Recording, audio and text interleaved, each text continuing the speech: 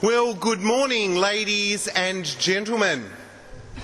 Fabulous to see so many people joining us for what is going to be an incredible two-day conference. The 2016 Communities for Children Conference, with this wonderful title, Every Child Succeeds. Isn't that an inspirational way for us to start thinking about our work with young people and families as we come together for the next 2 days? My name is Danny Gibson and I'm a member of the Launceston community and am absolutely delighted to have been asked to be with you as a volunteer and to MC and keep the conference rolling along. I'm a bit disappointed. I'm already failing because it's 9:06 and we were meant to start at 9 o'clock. But that's okay. We'll pick up some time along the way.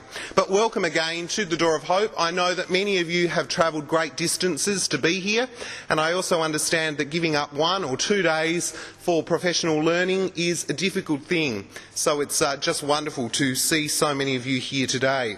I'm going to start with just a little bit of housekeeping so that everyone knows how the conference is going to work. The most important thing is that if you have not yet had the chance to get your lanyard and register, when we break for morning tea, you can obtain your lanyard during morning tea.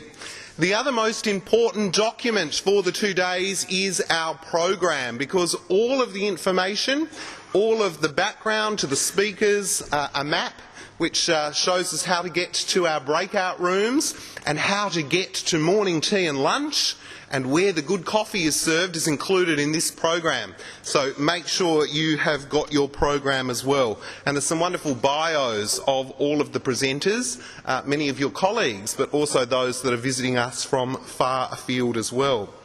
Importantly, if you get lost, if you don't know where to go, if you're unsure about which breakout sessions you registered for, many of the committee and the team are wearing a lanyard with a big Ask Me sticker on it. So you just need to identify those members of the team wearing the Ask Me sticker and they will be able to point you in the right direction. Now, in the very unlikely event of an emergency, a siren will sound. If we're in this main room, we just need to make our way to the outdoor car park. If we're in any of the breakout rooms, undertaking any of the sessions, we just move to the nearest exit and we go out towards Thistle Street. Marshals will guide you that way, or towards the car park as well.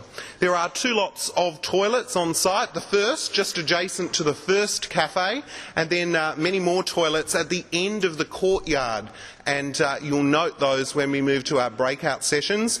And importantly, there is a coffee van with very good coffee. I've already sampled some of the coffee, so if you don't want to wait here at the cafe, you can make your way to the Buzz coffee van and take advantage of that. There are also water refilling stations as well in the courtyard, and you can take advantage of those. Lots of information, I understand, but during the breaks, we've got Uncle Murray Everett, who is putting together an amazing cultural art installation just at the end of the foyer here in the main building. We're going to have more to say about this amazing art installation as the conference progresses, but we would encourage absolutely everyone during any time over the conference to venture into room 1 and to find out what Uncle Murray Everett is doing and how you can be part of that wonderful cultural art installation. We've got many guests who are with us today, and we're delighted that members of our community have given up the time to be with us today. So we have the Mayor of Launceston, Alderman Albert Van Zetten, the Mayor of West Tamar Council, Christine Holmdale, the Mayor of Georgetown, Bridget Archer, the CEO of Anglicare Tasmania, Dr Chris Jones, and the Member for Bass, Ross Hart MP. I'd now like to invite Mr Hart to the stage to officially open our 2016 conference.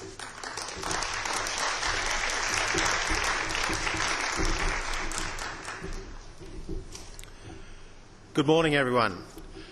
I'd like to acknowledge the traditional owners of the land on which we meet and their elders past and present. It's my pleasure to be here today at the 4th Communities for Children Conference. I'd like to acknowledge all the invited guests and VIPs, the mayors, Dr Jones, CEO of Anglicare Tasmania. It's often said that it takes a village to raise a child, and I cannot think of a better example of this with the Communities for Children initiative. The Communities for Children Launceston Tamar Valley team are to be congratulated on putting together this professional development event. This biennial meeting has a proven track record of delivering outcomes for our local community. In 2012, the conference first raised the idea of a child-friendly city, prompting discussions between the Launceston City Council, the Northern Early Years Group and Anglicare Tasmania as to what it would take to achieve this. In 2014, Communities for Children produced the State of Launceston's Children report, which highlights areas where local children are doing well, but also importantly acknowledge the high levels of disadvantage in our community. The 2016 conference provides an opportunity for everyone working with children and families to collaborate closely with a diverse range of services including education, early learning, childcare, community services, health, local, state and federal government agencies, private practice, public services, students and community groups. All are represented here today. There are also fantastic learning opportunities for each attendee, from hearing firsthand from internationally and nationally recognised speakers, as well as the invaluable knowledge and experience from local contributors. I understand that the goal of this conference is to progress the Every Child Succeeds initiative, to encourage debate and increase awareness of the issues facing children and families in Tasmania today. The vision of Every Child Succeed is that by 2035 all children will be loved and safe, have material basics, be healthy, participating, learning and growing up with a positive sense of identity and culture. To achieve that goal requires collaboration, commitment and a community that is working towards the common goal of prioritising children and families. Of course, as you are all aware, levels of disadvantage in our local communities remain high. In my first speech to Parliament as the federal member for Bass, I recognised that there is a long way to go in improving outcomes for the disadvantaged in our local communities, particularly where children and families are concerned. We now understand that rising inequality means a greater likelihood that low-income earners and long-term unemployed will lack the social support networks that allow an individual to actively participate in their community. This is particularly concerning when you consider the impacts that the socio-economic background of a family can have on a child's well-being. A recent OECD report entitled How's Life 2015 found that children from better-off families have better health, higher skills, higher civic engagement and better relationships with parents and peers. Students from more advantaged families are also less likely to be bullied and more likely to feel a sense of belonging in school. These findings suggest that inequalities in well-being amongst adults translate into inequalities in opportunity for their children. The personal and social impacts of unemployment in families, for example, include poverty and financial hardship, debt, homelessness or housing stress, family tensions and breakdown, shame, stigma, increased isolation, crime, erosion of confidence and self-esteem, the atrophy of work skills and, of course, ill health. In families when there is no employed parent, mothers report poorer health indeed of their young children, serious health problems for themselves, disagreement with a partner, financial problems, housing stress, more often than mothers in families who have an employed parent. In many cases, long-term unemployment is also significantly intergenerational, and this indeed is a Tasmanian problem, with the economic prospects of children from households with long-term unemployed parents significantly worse than their counterparts coming from households with employed parents. We see a similar trend in terms of welfare, with incidents of transgenerational welfare dependency evident when we see a cycle of sustained income support dependence across 2 or more generations within families. Overall, evidence suggests that family poverty, lone parenthood, parental unemployment and welfare receipt are associated to a greater or lesser extent with less than favourable outcomes for children. Where parents are left without adequate support networks, children will consequently experience a lack of social connectivity. That is why it's so important that we invest in early childhood learning, education and community initiatives that help families to best support their children and provide them with the best possible start in life. Education, we know, is key in achieving this, and given that education inequalities flow to unemployment and indeed employment inequalities, it is essential that government at all levels invests in education. Equal access to education can reduce social tensions. Those tensions will arise from perceived or actual inequalities of opportunity while improving the efficiency of the labour markets and employment participation rates in the long term. Ensuring access to education also assists in enhancing the social participation of individuals by equipping them to participate in social, community and political life and to make intelligent, balanced and informed choices. Early intervention, education is particularly important, which is where initiatives like this, Every Child Succeeds and the Child-Friendly City, comes into play. I trust that this Communities for Children conference will be a valuable experience for all attendees, which will inform your work with families and children towards a more equitable and more just society. As the federal representative for Launceston and the surrounding communities, I feel confident that improved outcomes for our families and for our children will be likely, with the collective impact approach that we see here at the conference today, informing new and innovative approaches with engagement and service methods. I'm very happy to see federal government funding being put to such good use to assist the staging of this event.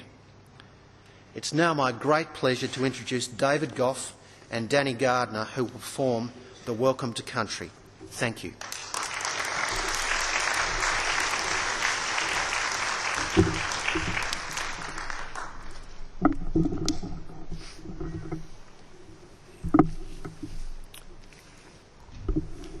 Yeah. Firstly, I'd like us to acknowledge our ancestors. I'd like to acknowledge our elders past and present. I'd like to acknowledge our future leaders and our warriors. I'd like to acknowledge the land that we meet on today is Tasmanian Aboriginal land. It always was and always will be Tasmanian Aboriginal land. This is the land of the Stony Creek tribe. Taranota Parana, Paraninana, Leta Marina.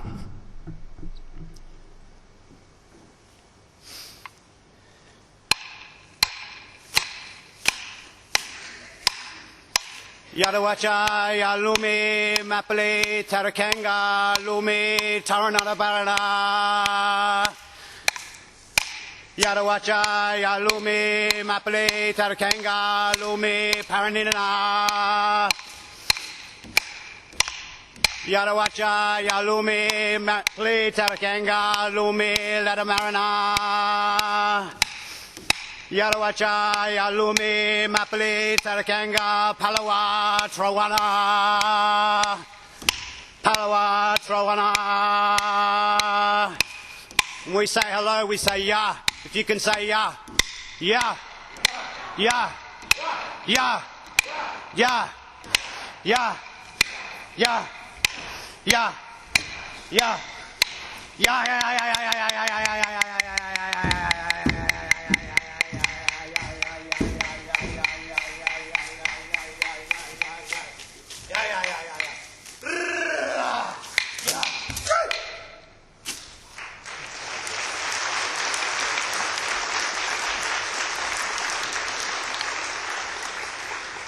I'd like to welcome you all here, gathering together, the Stony Creek tribe, the Stony Creek Nation, Taranota Parana, Paraninina, Ladada Marina. We're here for a good cause. We're here for our children. My name's Dave Gough. This is Danny Gardner. Danny's young father, his son over there, Manila, turned 3 yesterday. Manila named after our great-grandfather, Bangana Manilagena.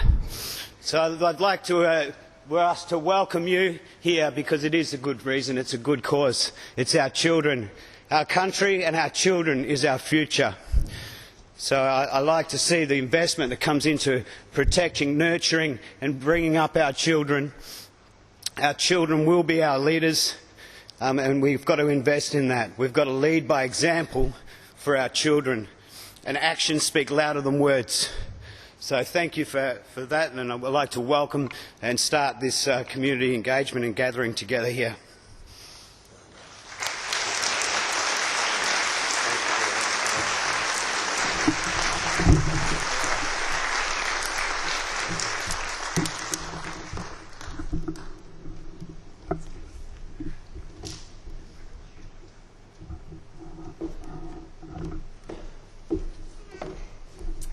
What about another round of applause for David and Danny?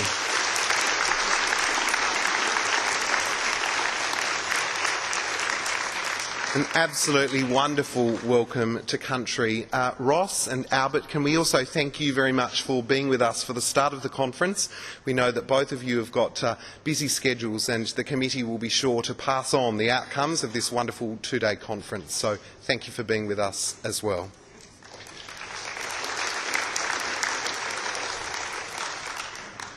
We're now going to move to an update from the branch manager of the Family Policy and Programs branch in the Department of Social Services, and Matt Johnston has newly been appointed to this role. Would you please make him welcome to provide a brief update?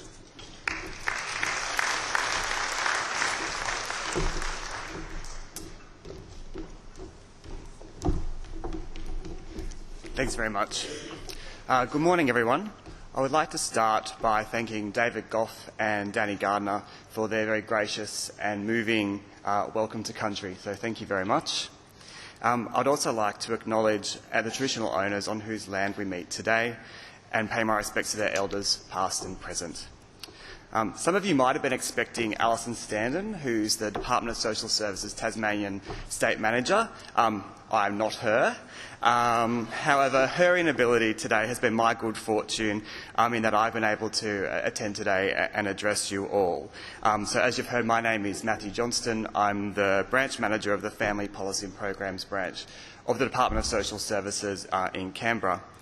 I'd like to thank Anglicare Tasmania for extending an invitation for me to speak with you all today, and I'd like to acknowledge the Reverend Chris Jones, CEO Anglicare Tasmania, the Mayor of Launceston, Albert Van Zetten, Mayor of Georgetown, Bridget Archer, the West Tamar Mayor, Christina Holmdale, international guests, of which there are many, and some very impressive speakers here at this conference, so I really do commend Anglicare on the quality of their speakers today, interstate travellers, and of course all of you for making the time to be here today. As I've said, I'm delighted to be here and very much looking forward to this fantastic lineup of local and international speakers and participating in a number of the workshops. As you all probably know, the Department of Social Services at the Commonwealth level works with governments, non-government organisations to help support families and children through a range of programs, services, benefits and payments. The Department's focus is on improving the lifetime well-being of Australian children and their families, specifically by interrupting the intergenerational transmission of disadvantage, addressing key risks for vulnerable children and families such as domestic and family violence, child abuse and neglect, and homelessness, and supporting those unable to support themselves through a sustainable and responsive social welfare system. We provide leadership and invest in a number of national policy frameworks and action plans that support the safety, health and well-being of children, such as the National Plan to Reduce Violence Against Women and Their Children, and the National Framework for Protecting Australia's Children, both of which we work very collaboratively with all state and territory governments around the country. We also administer the Family and Children's Program activity, which I'm responsible for, and which includes programs to improve the well-being of children and the functioning of families. As you all probably know, programs under the activities include our Family and Relationship Services, Children and Parenting Support Services, the Home Interaction Program for Parents and Youngsters, HIPPY, I prefer the acronym, and Communities for Children Facilitating Partners and the Intensive Family Support Services in the Northern Territory and the APY lands in South Australia. I don't have to tell you all this, but the Communities for Children initiative, which has brought us all together here today, has been in operation for well over a decade, commencing in 2005. As you all know, it is a place-based model which facilitates a whole-of-community approach to support and enhance early childhood development and well-being from children from birth to 12 years, which we know are very critical years. Communities for Children Facilitating Partners, many of you here today, are critical in this. You build the capability within local service systems using strong evidence of what works in early intervention and prevention and strong community collaboration and interaction. The initiative allows for tailored responses at the local level, many of which we'll hear about today, providing communities for the opportunity to input into development and approaches that best reflect their local circumstances. I'm aware of the Launceston Community for Children is involved with the larger Anglican organisation in creating Community IT. They're trying to create a broader system of change and community action in Launceston and the region surrounding, with the aim of every child succeeds at its heart, a very noble cause. They are focused on true engagement with their community by giving a strong voice to children and families, which is really excellent to see. Community IT, as we all know, draws on a collective impact approach to addressing place-based social issues. I know there will be a significant focus of collective impact at this conference. The Department of Social Services at a national level is also very interested in these approaches, and particularly the intersection with the Communities for Children model. The potential for the collective impact models to play a more significant role in the future delivery of family and children's services is one that we're also particularly interested in. The department, like many here, is on a journey about learning about collective impact and the role the Commonwealth could play within these types of local models as but one partner with a range of community-based partners. That is why we are a co-funder of a research project being conducted by Griffith University, led by Ross Hommel, known as Creating the Conditions for Collective Impact, which is being tested, as you probably all know, in 10 Communities for Children sites across New South Wales and Queensland. I know Kate Freiberg from the project will be running a workshop a little bit later on about one of the measurement tools that has been developed for this project, and I would commend you all to attend that. In terms of the other part of the department around the social security system and our social security payments and broader policy approaches to support families and children, as you may know, recently the Minister of Social Services, Christian Porter, recently spoke to the Press Club in Canberra on the priority of investment approach to welfare. As you probably know, it aims to improve lifetime wellbeing by increasing people's capacity to live independently of welfare, addressing the risk of intergenerational welfare dependence, and reducing long-term social security costs over time. I think really importantly, it also provides an additional source of evidence and data that we haven't had to date to help in addressing very many complex social issues. The government has allocated just under $80 million over 4 years out to 2020 to fund new and innovative programs and policies to reduce the current risk of long-term welfare dependency for some priority groups, which the Minister has coined the Try, Test and Learn Fund. The actuarial analysis, that's actually quite difficult to say, identified 3 initial priority groups to be targeted through the fund, principally young parents, young carers and students at risk of long-term unemployment. The government will be seeking later this year innovative, evidence-based proposals for funding from across government, not-for-profit organisations and businesses. The government will track the impact of these new policy responses, usually using that actuarial analysis from the social security system and other evaluation methods, but principally and including the Department of Social Services program performance tool, the data exchange, which I know probably many organisations here utilise and which I'll be presenting on a little bit later today. Following a lot of this work, the aim is to identify new initiatives and innovations that work and to quickly transform our investment in existing programs. So looking at, are there new innovative ways and looking out to the community, to the private sector and and especially the non-government sector, for what works in these situations, with the aim of trying to find new policy approaches and funding new policy approaches to address some of these complex issues. Over the coming months, government will be consulting with a range of expert stakeholders and the design of the fund and some potential policy responses. If you would like further information, including understanding when the competitive round for the fund would be open, I'd really encourage you to look on the Department of Social Services website, where there's a lot of information about the Try, Test, Learn fund there. I think it's a very exciting time to be working out in social policy, and I'm very much looking forward to the talks and workshops over the next 2 days. The agenda, in my opinion, is very exciting and very cutting edge. I wish you all the very best for the next few days, and I look forward to learning more about all the ways in which you are supporting families and children in your communities. Thanks very much.